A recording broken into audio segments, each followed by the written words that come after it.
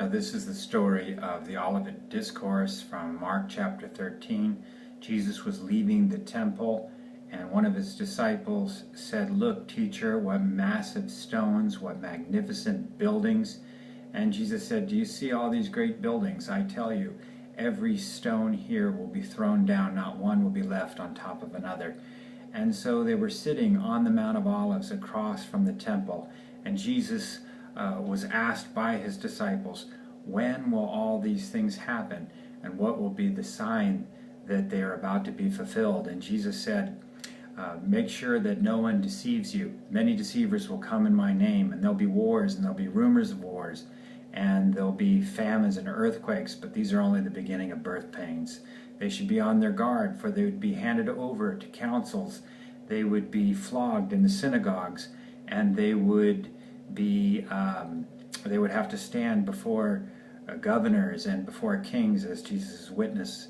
But the gospel would first be preached in all nations. And when they were arrested and taken to trial, they shouldn't worry about what to say, because the Holy Spirit would give them what to say at that time. Now, family members would betray one another to death, and all people would hate them because of Jesus, but he who stands firm to the end would be saved. Now, Jesus told them that when they saw the abomination that causes desolation standing where it didn't belong, that let those in Judea flee to the mountains, that they shouldn't go down from the roofs or back into their houses, because those would be dreadful days, particularly for pregnant women and for nursing mothers. Those would be days of distress, unequaled from the beginning of the world. In fact, no one would survive those days if they weren't shortened for the sake of the elect. So Jesus told them, when someone says, "There is the Christ," or "Here he is," they shouldn't believe him, because many false Christs and many false prophets would come, and they would perform signs and wonders to deceive the elect, if that were possible. Now, after the distress of those days, the sun would be darkened, and the moon would not shine its light, and the stars would fall from the sky, and men would see the Son of Man coming on the clouds, and he would send out his messengers to gather his elect from the ends of the earth. So they should take this lesson from the fig tree. When the twigs are tender and the leaves come out, they would know that it was summer and summer was near.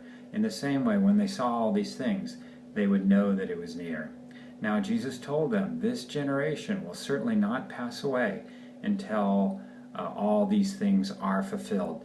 That heaven and earth would pass away, but that Jesus' words would not pass away. Now, no one knew the day or the hour, or no one would know the day or hour, not the angels in heaven, nor the Son, but only the Father. So Jesus said that it would be like when the owner of a house goes away and he leaves his house in charge of his servants, and he tells them to be alert. They shouldn't fall asleep, because the owner may come back at any time. And this is what Jesus said. He said, "What I say to you, I say to everyone, watch." And this is the story of the Olivet Discourse from Mark chapter 13.